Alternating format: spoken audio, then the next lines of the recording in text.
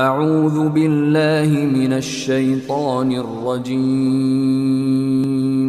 بسم اللہ الرحمن الرحیم ان الحمد للہ نحمده ونستعینه ونستغفره ونعوذ باللہ من شرور انفسنا ومن سیئات اعمالنا من يهده الله فلا مضل له ومن يضلله فلا هادي له وأشهد أن لا إله إلا الله وأشهد أن محمدا عبده ورسوله أما بعد فإن خير الحديث كتاب الله وخير الهدي هدي محمد صلى الله عليه وسلم وشر الأمور محدثاتها وكل محدثة بدعة وكل بدعة ضلالة وكل ضلالة في النار فأعوذ بالله من الشيطان الرجيم بسم الله الرحمن الرحيم يا أيها الذين آمنوا اتقوا الله حق تقاته ولا تموتن إلا وأنتم مسلمون يا أيها الناس اتقوا ربكم الذي خلقكم من نفس واحدة وخلق منها زوجها وبث منهما رجالا كثيرا ونساء واتقوا الله الذي تساءلون به والأرحام إن الله كان عليكم رقيبا يا أيها الذين آمنوا اتقوا الله وقولوا قولا سديدا يصلح لكم أعمالكم ويغفر لكم ذنوبكم ومن يطع الله ورسوله فقد فاز فوزا عظيما وقال تعالى في موضع آخر إن عدة الشهور عند الله 12 شهرا في كتاب الله يوم خلق السماوات والأرض منها 4 حرم. تمام قسم کی تعریفیں اللہ رب العالمین کے لیے لائق و زیبا ہے، جو ہم سب کا اکیلا اور تنہا معبود ہے، اور یہی معبود حقیقی ہے، بعد اس کے کہ درود و سلام ہو میرے اور آپ کے پیارے نبی جناب محمد رسول اللہ صلی اللہ علیہ وسلم کی ذات گرامی پر، جن کی کوششوں اور جن کی کاوشوں کی وجہ سے آج ہم بسائے اسلام زندگی بسر کر رہے ہیں۔ حضرات گرامی قدر، جیسا کہ میں اور آپ ہم سب جانتے ہیں کہ یہ مہینہ محرم الحرام کا مہینہ گزر رہا ہے۔ خطبہ مسنونہ کے بعد جو آیت میں نے آپ کے سامنے تلاوت کی، اللہ رب العالمین اس آیت میں کہہ رہے ہیں کہ مہینوں کی گنتی 12 مہینے ہیں۔ کب سے؟ یوم خلق السماوات والارض، جب سے اللہ رب العالمین نے زمین و آسمان کی تخلیق کی، اسی وقت سے مہینوں کی جو گنتی ہے 12 مہینے ہیں۔ ان 12 مہینوں میں منہا 4 حرم، 4 مہینے محترم یعنی حرمت والے مہینے ہیں۔ انسان کو چاہیے کہ ہمیشہ اللہ رب العالمین کی نافرمانیوں سے بچتا رہے، لیکن ان 4 مہینوں میں خصوصی طور پر یہ تلقین کی گئی کہ ان 4 مہینوں میں اللہ کی نافرمانیوں اور معاصیت سے بچے رہے۔ حضرت گرامی قدر، محرم الحرام کی شرعی حیثیت کیا ہے؟ شرعی حیثیت کے حساب سے 10 محرم یعنی عاشورے کا روزہ، پیارے نبی صلی اللہ علیہ وسلم حدیث میں فرماتے ہیں افضل الصیام بعد رمضان شہر اللہ المحرم، ٹھیک ہے، کہ رمضان کے بعد سب سے افضل روزے، افضل الصیام، رمضان کے بعد سب سے افضل روزے شہر اللہ المحرم یعنی اللہ کا مہینہ محرم کے مہینے کے روزے بہت ہی افضل ہیں۔ یہ ایک بات معلوم ہوئی۔ پیارے نبی یعنی محرم، یہ 10 محرم کو جو ہم روزہ رکھتے ہیں، اس کا سبب کیا ہے؟ اس کا مقصد کیا ہے؟ مقصد یہ ہے کہ بخاری کی روایت ہے، عبداللہ بن عباس رضی اللہ عنہ روایت کرتے ہیں کہ نبی کریم صلی اللہ علیہ وسلم مدینہ جب تشریف لائے تو یہودیوں کو دیکھا کہ وہ روزہ رکھ رہے ہیں، وہ روزہ رہ رہے ہیں. تو نبی کریم صلی اللہ علیہ وسلم نے یہودیوں سے پوچھا کہ تم کس بات کا روزہ رکھتے ہو؟ تو انہوں نے وہ کہنے لگے کہ ہم آج اس لیے روزہ رکھتے ہیں کہ آج کے دن بنو اسرائیل اور موسیٰ علیہ السلام نجات پائے تھے ظالم فرعون سے، یعنی فرعون آج کے دن غرق ہو گیا تھا، اس لیے ہم آج روزہ رکھتے ہیں. موسیٰ علیہ السلام نے بھی روزہ رکھا تھا. تو پیارے نبی صلی اللہ علیہ وسلم نے کہا کہ ہم تم سے زیادہ مستحق ہیں، ہم اولا ہیں کہ ہم تم سے زیادہ مستحق کہ ہم روزہ رکھیں. تو پیارے نبی صلی اللہ علیہ وسلم نے خود روزہ رکھا تھا اور کہا کہ اگلے سال، آئندہ سال اگر میں زندہ رہوں گا تو میں 9 اور 10 یعنی ان یہودیوں کی مخالفت غرض تھی. مقصود کیا تھا؟ یہودیوں کی مخالفت. تو 9 اور 10 کے روزے کو ملا کر رہوں گا، روزہ رکھوں گا. تو 2 روزے رکھیں. حضرت گرامی قدر، آئیے دیکھتے ہیں کہ عنوان جو کہا گیا ہے. اتفاقاً مسئلہ یہ ہوا تھا کہ 61 ہجری 61 ہجری میں شہادت حسین رضی اللہ تعالیٰ عنہ پیش آیا. حضرت حسین رضی اللہ تعالیٰ عنہ کی شہادت پیش آئی. مسئلہ یہ تھا کہ 10 محرم کو ہی پیش آیا یہ واقعہ 10 محرم کو ہی پیش آیا. تو عاشورے کے روزے سے شہادت حسین، حضرت حسین رضی اللہ عنہ کی شہادت کوئی معنی نہیں رکھتا. اس کا مسئلہ الگ ہے اور یہ روزہ رہنے کا مسئلہ الگ ہے. ٹھیک ہے. حضرت حسین رضی اللہ تعالیٰ عنہ، ان کی فضیلت ذرا جان لیتے ہیں احادیث پڑھ کر. پیارے نبی صلی اللہ علیہ وسلم نے فرمایا ان الحسن والحسین سیدا شباب اہل الجنہ. حضرت حسن اور حضرت حسین رضی اللہ تعالیٰ عنہ یہ دونوں صحابی جو کہ پیارے نبی صلی اللہ علیہ وسلم کے نواسے تھے، کہ یہ دونوں صحابی کیا ہے؟ جنت کے نوجوانوں کے سردار ہیں. جنت کے نوجوانوں کے سردار ہوں گے یہ دونوں صحابی. اور آگے کہا کہ ہما ریحانتائی من الدنیا. پیارے نبی صلی اللہ علیہ وسلم نے کیا کہا ہے فضیلت میں کہ یہ دونوں حسن اور حسین یہ پھول ہے، یہ پھول ہے. اللہ اکبر. آگے چلتے ہیں. اسامہ بن زید کی روایت، بخاری کی روایت ہے. پیارے نبی صلی اللہ علیہ وسلم نے کہا اللہم انی احبہما، اللہم انی احبہما فاحبہما. یہ کہا اے اللہ انی احبہما، میں ان دونوں سے محبت کرتا ہوں، میں ان دونوں کو چاہتا ہوں. فاحبہما، تو لہذا تو انی احبہما، تو صحابہ سے مخاطب ہو کر کہہ رہے ہیں پیارے نبی صلی اللہ علیہ وسلم کہ تم لوگ بھی کیا ہے؟ ان دونوں سے محبت کرو. اور اللہ تعالیٰ سے دعا کر رہے ہیں پیارے نبی صلی اللہ علیہ وسلم وَأَحِبَّ مَن يُحِبُّهُمَا، اے اللہ تو ان سے محبت کر جو ان سے محبت کرتے ہیں. اللہ.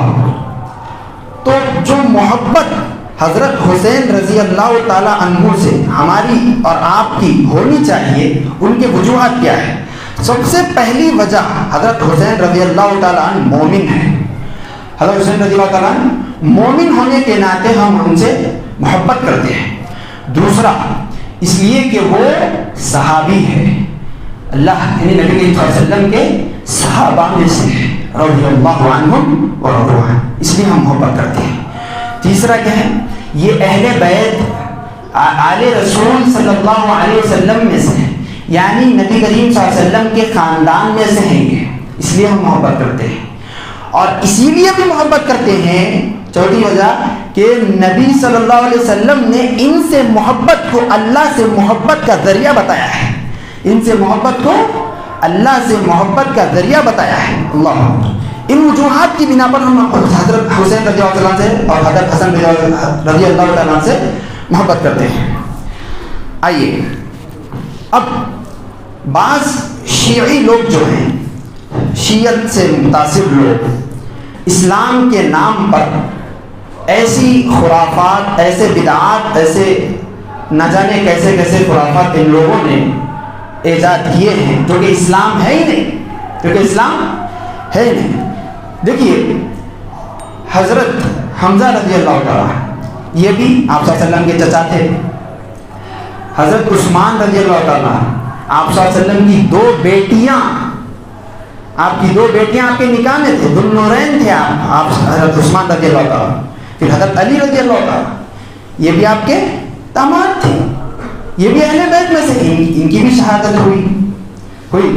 تو یہ شیعہ لوگ کرتے یہ ہیں کہ حسین رضی اللہ تعالیٰ عنہ کی شہادت کو اس طریقے سے امت میں تفرقہ بازی کا ایک معاملہ پیدا کرتے ہیں کہ جو کوئی مانے گا اور ایمان میں کمی اور اضافے یعنی زیادتی کا مسئلہ بناتے ہیں اس کو. جو کوئی شہادت حسین کو مانتا ہے اس کا ایمان بڑھتا ہے, اس کا ایمان بڑھتا. تو حضرت حمزہ رضی اللہ تعالیٰ جنگ احد کا مسئلہ معلوم ہے آپ کو. وحشی ابن حرب یہ صحابی ہے, جب اسلام لانے سے پہلے انہوں نے حضرت حمزہ کو قتل کیا تھا, وحشی ابن حرب نے. تو وحشی ابن حرب رضی اللہ تعالیٰ سے جب اسلام لانے کے بعد پیارے نبی صلی اللہ علیہ وسلم سے جب آپ کا سامنا ہوا تو پیارے نبی صلی اللہ علیہ وسلم نے بڑی تکلیف سے کہا غرب عنی وجہک, میرے سامنے سے تو اپنے آپ کو ہٹا لے, میرے سامنے کو تو اپنے آپ کو ہٹا لے, چچا کی یاد آتی ہے. مورخین لکھتے ہیں کہ وحشی ابن حرب جب کبھی نبی صلی اللہ علیہ وسلم کی مجلسوں میں بیٹھا کرتے, سامنے نہیں بیٹھتے, پیچھے بیٹھا کرتے تھے, اس لیے کہ کہیں نبی کو اپنے چچا کی یاد نہ آ جائے. نبی صلی اللہ علیہ وسلم جس طریقے سے نبی صلی اللہ علیہ وسلم حضرت حمزہ سے محبت کرتے, حضرت عثمان سے محبت کرتے, یہ تمام اہل بیت سے محبت کرتے, لیکن ایسا نہیں کہ اس کو دین اسلام کو قیام کرنے کا ایک مسئلہ بنا لے. ان لوگوں کا عقیدہ یہ ہے, شیعہ لوگوں کا, اسلام کے کتنے ارکان ہیں, ایمان کے کتنے ارکان ہیں, ایمان کے 6 ارکان ہیں. یہ شیعہ لوگ کہتے ہیں کہ ایمان کے 7 ارکان ہیں, اللہ پر ایمان, رسولوں پر ایمان, کتابوں پر ایمان, تقدیر پر ایمان. میں آتا تو 6 ایمان ہیں. اہل سنت والجماعہ ہمارے نزدیک 6 ارکان, ایمان کے ارکان 6 ہیں. ان کے یہاں ایمان کے 7 ارکان ہیں. 7واں ارکان کیا ہے معلوم؟ عقیدہ امامت. ان کا عقیدہ ایک یہ ہے, یہ کہتے ہیں کہ عقیدہ امامت نبی کریم صلی اللہ علیہ وسلم نے اپنے بعد وارث حضرت علی اور اولاد علی رضی اللہ تعالی عنہم کو چھوڑا ہے. اب یہی خلافت کے مستحق ہے. حضرت ابو بکر, عمر, عثمان رضی اللہ تعالی عنہم یہ خلافت کے مستحق نہیں تھے, اور یہی خلافت کے مستحق ہے. اور نعوذ باللہ, اللہ معاف کرے, نعوذ باللہ من ذالک, اسی مسئلے میں یہ صحابہ کو طعن و تشنیع کرتے ہیں اور یہ کہتے ہیں کہ غاصب, حضرت عمر, حضرت ابو بکر, عثمان کو غاصب کہتے ہیں کہ ان تینوں نے حضرت علی کے حق کو چھینا تھا, ان تینوں نے چھینا تھا. یہ ان کا عقیدہ ہے. تو اس کا جو شخص نہیں مانتا, اور ایک عقیدہ ان کا یہ ہے کہ جو شخص ایمان کے صرف 6 ارکان کو مانے تو وہ صرف مسلمان ہو سکتا ہے. جو شخص, ان کا عقیدہ ہے کہ جو شخص ایمان کے صرف 6 ارکان مانے تو وہ مسلمان ہو سکتا, مومن نہیں ہو سکتا. تو بظاہر یہ کہنا چاہتے ہیں کہ وہ مومن ہیں, اور باقی جو 6 ارکان مانتے ہیں ایمان کے, وہ صرف مسلمان ہیں, مومن نہیں. کہنا یہ مقصود ہے کہ وہ مومن ہیں. اللہ اکبر. آئیے, یہ جو ماتم کرتے ہیں نا, اس کی شرعی حیثیت کیا ہے دیکھتے ہیں. بخاری کی حدیث ہے, پیارے نبی صلی اللہ علیہ وسلم فرماتے ہیں لیس منا من لطم الخدود وشق الجیوب ودعا بدعوى الجاہلیہ. وہ شخص ہم میں سے نہیں ہے, من لطم الخدود, جو اپنے رخسار پیٹے, اپنے کپڑے پھاڑے اور جاہلیت کی پکارے. یہ نبی کریم صلی اللہ علیہ وسلم کی صاف حدیث ہے. آئیے دیکھتے ہیں. تو اگر کسی شخص کا انتقال ہو جاتا ہے تو شریعت صرف 3 دن غم منانے کا, یعنی سوگ منانے کی اجازت دیتی ہے. مثال کوئی سگا بھائی مر گیا ہے, پھر کوئی والدہ 3 دن صوم منانے کی اجازت دی ہے شریعت. ہم مسئلہ ہے بیوی کے سلسلے میں. سورہ بقرہ میں اللہ نے کہا والذین یتوفون منکم ویذرون ازواجا یتربصن بکم 4 اشہر وعشرا. بیوی کے لیے 4 مہینے 10 دن، یعنی جو بیوی کیا ہے بیوہ ہے اس کے لیے 4 مہینے 10 دن کیا ہے گھر میں رہنے کے لیے یہ حکم ہے شریعت کا. ٹھیک ہے، تو عام طور پر صرف 3 دن ہے. اب یہ کیا کہ حضرت حسین رضی اللہ عنہ 1400 سال بیت گئے ہیں، 1400 سال بیت گئے ہیں، ابھی تک اپنے آپ کو کہہ رہے ہیں کہ بھائی ہم غم منا رہے ہیں، مار مار کے اپنی خون اللہ پر ظلم کر رہے ہیں اپنے اوپر. ان اللہ لا یظلم الناس انفسهم ولکن الناس انفسهم یظلمون. اللہ تعالیٰ ظلم نہیں کرتے بندوں پر، بلکہ لوگ خود اپنے اوپر ظلم کر لیتے ہیں، اپنے اوپر خود ظلم کر لیتے ہیں. اصل مسئلہ کیا ہے وہ جانتے ہیں. حضرت علی رضی اللہ تعالیٰ عنہ کو چاہنے والے اس وقت شیعان علی تھے. شیعان علی، ان کو شیعان علی کہا جاتا تھا. تو شیعان علی ان کا عقیدہ یہ ہے کہ حضرت حسین رضی اللہ تعالیٰ عنہ جب عراق کو اور کوفہ جا رہے تھے تو ان لوگوں نے شیعان علی ان کا عقیدہ ہے کہ وہ حضرت حسین رضی اللہ دین قائم کرنے کے لیے جا رہے تھے. بلکہ وہاں کے لوگوں نے کس وجہ سے بلایا تھا؟ آئیے آپ ہمارے پاس، ہم آپ کے لیے بیعت کریں گے، ہم آپ کے ہاتھ پر گئے بیعت کریں گے بول کر اس غرض سے بلایا تھا. لیکن شیعہ لوگوں کا عقیدہ یہ ہے کہ حضرت حسین رضی اللہ تعالیٰ عنہ دین قائم کرنے کی غرض سے جا رہے تھے. تو ان کا یہ ماننا ہے کہ ان لوگوں نے 70 سے 80 کی تعداد ہے کہ تاریخ کی کتابوں میں 70 سے 80 کی تعداد ہے کہ 70 یا 80 لوگوں کے ساتھ کربلا کے میدان میں شیعان علی نے چھوڑ دیا تھا، بے یار و مددگار چھوڑ دیا تھا حضرت حسین رضی اللہ تعالیٰ عنہ. تو بے یار و مددگار جب انہوں نے چھوڑا اور جب حسین رضی اللہ عنہ کی شہادت کا واقعہ پیش آیا تو اسی غم میں یہ آج تک کیا ہے ماتم مناتے ہیں. کہ کیا ہے ان کا عقیدہ کیا ہے؟ یہ عقیدہ ہے کہ ہم لوگوں نے کیا ہے یہ جب حضرت حسین رضی اللہ تعالیٰ دین قائم کرنے کے لیے نکلے تھے کہ ہم ان کی مدد نہیں کر سکے، ہم ان کی مدد نہیں کر سکے. یہ ان کا عقیدہ تھا. اس لیے آج تک یہ کیا ہے ماتم کا سلسلہ یہ لوگ کیا ہے جاری رکھتے ہیں. اس کے بعد صحابہ نبی کریم صلی اللہ علیہ وسلم نے پیشن گوئی دے دی تھی کہ حضرت حسین رضی اللہ تعالیٰ عنہ کو اسی امت کے ہی لوگ کچھ ماریں گے، اسی امت کے ہی لوگ ماریں گے. حضرت نبی صلی اللہ علیہ وسلم نے پہلے ہی بدلا دیا تھا. تو حضرت جبریل امین آپ صلی اللہ علیہ وسلم کے پاس آتے ہیں اور آپ صلی اللہ علیہ وسلم کے پاس آ کر کربلا کی خون آلود مٹی نبی کریم صلی اللہ علیہ وسلم کو کہہ دیتے ہیں اور کہتے ہیں کہ یہ وہ مٹی ہے جہاں پر آپ کے نواسے حضرت حسین رضی اللہ تعالیٰ عنہ شہید ہوں گے، حضرت حسین رضی اللہ تعالیٰ عنہ شہید ہوں گے. تو پیارے نبی صلی اللہ علیہ وسلم پوچھتے ہیں کہ کون کریں گے اس کو، یعنی کون شہید کریں گے، کون قتل؟ تو حضرت جبریل امین کہتے ہیں کہ آپ ہی کی امت کے لوگ کچھ کیا ہے اس کو قتل کریں گے بول کر. یہ ہے. تو شیعہ لوگ اس کو کہتے ہیں کہ یہ جو جنگ تھی، یہ جو جنگ ہوئی تھی یہ کفر اور اسلام کی جنگ تھی بول کر کہتے ہیں. یہ کفر اور اسلام کی جنگ تھی بول کر کہتے ہیں.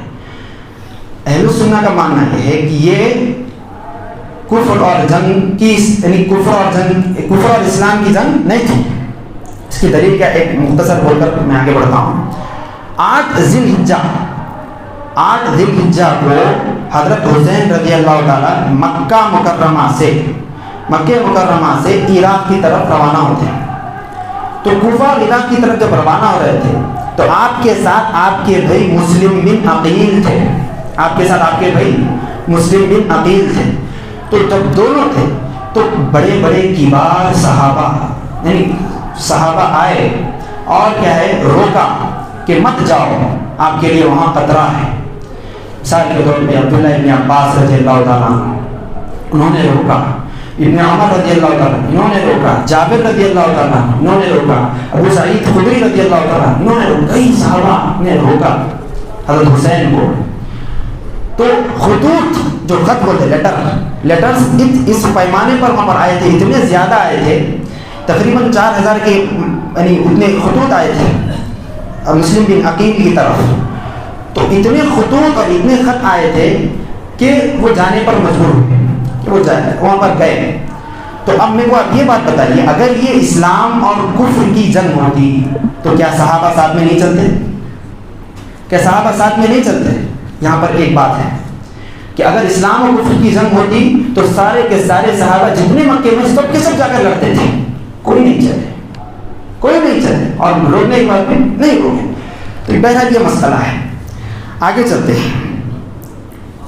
مسلم بن عقیل جب حضرت حسین رضی اللہ تعالیٰ عنہ وہاں پر پہنچے، یعنی عراق اور کوفہ کے قریب وہاں پر پہنچے، تو مسلم بن عقیل آپ کے بھائی تھے، آپ کو پہلے بھیج دیا تھا حضرت حسین نے کہ جا کر معاملات کیا ہے دے کر آؤ، معاملات کی تحقیق کر آؤ کہ کیا ہے مسائل ہو کر. تو ان لوگوں نے دھوکے سے مسلم بن عقیل آپ کے بھائی کا قتل کر دیا تھا.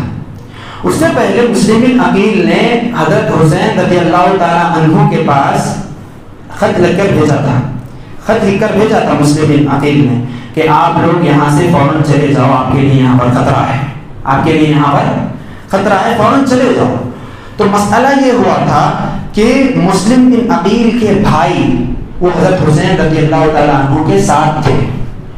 تو حضرت حسین رضی اللہ تعالیٰ عنہ کو کہنے لگے کہ اب ہم نہیں جا سکتے، اب ہے تو ہم بدلہ لے کر ہی جائیں گے ہمارے بھائی کا. مسلم بن عقیل کے بھائی ان کے بھائی تھے تو ہم ان کا بدلہ لے کر ہی جائیں گے یہاں سے. تو مسئلہ اب یہاں پر ایک مسئلہ ہے کہ اگر حضرت حسین رضی اللہ تعالیٰ عنہ واپس ہو رہے تھے، اگر یہ اسلام اور کفر کی جنگ ہوتی تو کیا حضرت حسین رضی اللہ تعالیٰ نے پیر پھاڑ دے؟ وہ نبی کے نواسے تھے، نبی کی تربیت میں تھے. اسلام اور کفر کی جنگ ہوتی تو جا کر سینے سے سینہ لگا کر ٹھہرتے اور لڑتے، جنگ کرتے ان لوگوں سے. حضرت حسین رضی اللہ عنہ کیا کیا؟ واپس ہو رہے تھے، لیکن ان کی بھائیوں کے اصرار پر کہ ہم جا کر بدلہ لے لیں، بدلہ لینے کی ایک اس پہ جو سو وہاں پر گئے تھے وہ بات کرنے کے لیے. اور وہاں پر جانے کے بعد یزید رحمہ اللہ کا ایک کمانڈر تھا وہاں پر، عمر بن سعد بن ابی وقاص رضی اللہ، سعد بن ابی وقاص رضی اللہ تعالیٰ صحابی، ان کے بیٹے عمر. تو عمر بن سعد بن وقاص رضی اللہ ان کے بیٹے کمانڈر تھے. تو ان سے 3 مطالبات کیے حضرت حسین نے. کیا تھے 3 مطالبات؟ وہ پہلا مطالبہ حضرت حسین رضی اللہ تعالیٰ عنہ نے یہ کیا کہ میں جہاں سے آیا ہوں مجھے وہاں پر واپس بھیج دو، پہلا مطالبہ. دوسری بات یہ کہی کہ مجھے آگے یہاں کہیں سرحد کے پاس بھیج دو کہ میں وہاں جہاد کروں، دوسری بات یہ. تیسری بات یہ کہی کہ مجھے یزید کے پاس جانے دو کہ میں وہاں جا کر بیعت کر لوں. 3 باتوں کا مطالبہ کیا. اب جو کوفہ کا گورنر تھا عبید اللہ بن زیاد، کوفہ کا جو گورنر تھا عبید اللہ بن زیاد، تو اب جب یہ جا کر یعنی عمر بن سعد بن ابی وقاص یہ وہاں پر گئے اور یہ 3 مطالبوں کو بتلایا کہ حضرت حسین کے یہ 3 مطالبے کہ انہوں نے کیا ہے انکار کر دیا، انہوں نے کیا ہے انکار کر دیا. ایک شخص کا نام تھا شمر بن دل جوشن، شین میم را، شمر بن دل جوشن، یہ وہاں ٹھہرا ہوا تھا. اس کو کہنے لگا کہ حضرت حسین کو کہے کہ میرے حوالے کر دے، مجھے سرنڈر کر دے، میں ان سے بات کروں گا، میں ان کا سامنا کروں گا. تو شمر بن یہ عبید اللہ بن زیاد کیا ہے ایک ظالم بادشاہ کہ اس نے کیا ہے اکسایا تھا شمر بن دل جوشن کو. ان لوگوں نے شمر بن دل جوشن نے جا کر مکاری سے حضرت حسین رضی اللہ تعالیٰ عنہ کا 10 محرم کو 61 ہجری میں قتل کیا تھا. 10 محرم کو 61 ہجری میں. یہ سب کارنامے عراقیوں کے تھے، شام والوں کے نہیں تھے. اب لوگ کہتے ہیں کہ یزید کے اوپر تانو تشریح کرتے ہیں. آخری بات کہہ کر اپنی بات کو ختم کرتا ہوں. عبداللہ بن عمر رضی اللہ تعالیٰ عنہ، بخاری کی حدیث ہے، حج کا موسم ہے، ایک شخص آتا ہے، ایک عراقی شخص آتا ہے اور کہتا ہے کہ اے صحابی، مچھر کو میں نے مار دیا ہے، میں نے مچھر کو مارا ہے، اس کا دم کیا ہے، اس کا کفارہ کیا ہے؟ تو حضرت ابن عمر رضی اللہ تعالیٰ نے جواب میں کہا کہ انظروا، دیکھو اس شخص کو کہ یہ مچھر کو مارنے کا دم پوچھتا ہے، جبکہ اس نے قتل ابن نبی، اس نے نبی کے نواسے کو قتل کیا، ان لوگوں نے نبی کے نواسے کو قتل کیا۔ کہ کیا معلوم ہوا؟ عراقیوں نے، کوفیوں اور عراقیوں کی ایک سازش تھی حضرت حسین رضی اللہ تعالیٰ کو مارنے میں۔ تو معلوم یہ ہوا کہ حضرت حسین رضی اللہ تعالیٰ عنہ نے جو جس نے قتل کیا وہ عراقی تھے، شام والے نہیں تھے۔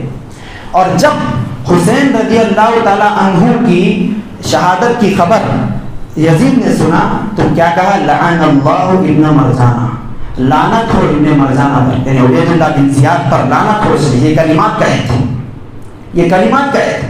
اور آج لوگ کیا ہے، جب آپ کے پاس کوئی دلائل نہیں ہے، کوئی مثبت تاریخ نہیں ہے، آپ کے پاس کیا ہے، کوئی دلائل نہیں ہے کہ بھئی حضرت یزید نے ایسا کیا ایسا کیا، وہ لعن و تشنیع کرنا، گالیاں دینا، وہ کرنا یہ کرنا، یہ صحیح بات نہیں ہے، صحیح بات نہیں ہے۔ آپ کے پاس دلائل کی بنیاد پر اگر آپ بات کہیں گے تو یہ بات صحیح ہوگی۔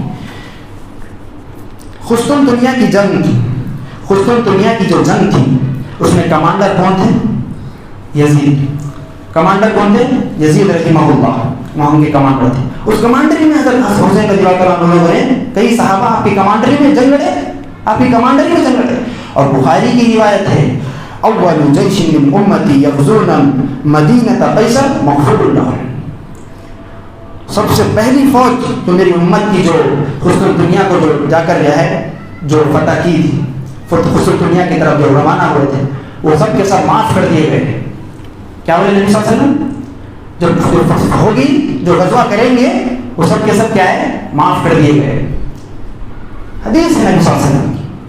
تو بہرحال بولنا مقصود یہ ہے کہ کسی بھی مسئلے کو اس کو ایمان کا مسئلہ بنا لینا، ایمان اور اسلام کا مسئلہ بنا کر لوگوں میں کیا ہے اچھالنا، اور یہ صحیح ہے یہ غلط ہے، اور کئی کئی بدعات کو رواجات کو کیا ہے رواج دینا، یہ اسلام نہیں ہے۔ اسلام وہ ہے جو خالص کتاب و سنت میں ہمیں ملتا ہے۔ اللہ تعالیٰ سے دعا ہے کہ اللہ تعالیٰ ہم تمام کو کہنے سننے سے زیادہ عمل کی توفیق نصیب فرمائے، اور تمام خرافات، تمام طرح کے غلیظ عقائد سے اللہ ہماری حفاظت فرمائے۔ اللہ تعالیٰ تعداد میں حیات ہمیں موت آئے تو ایمان پر موت آئے، اسلام پر موت آئے۔ آمین۔ آخر دعوانا الحمدللہ رب العالمین۔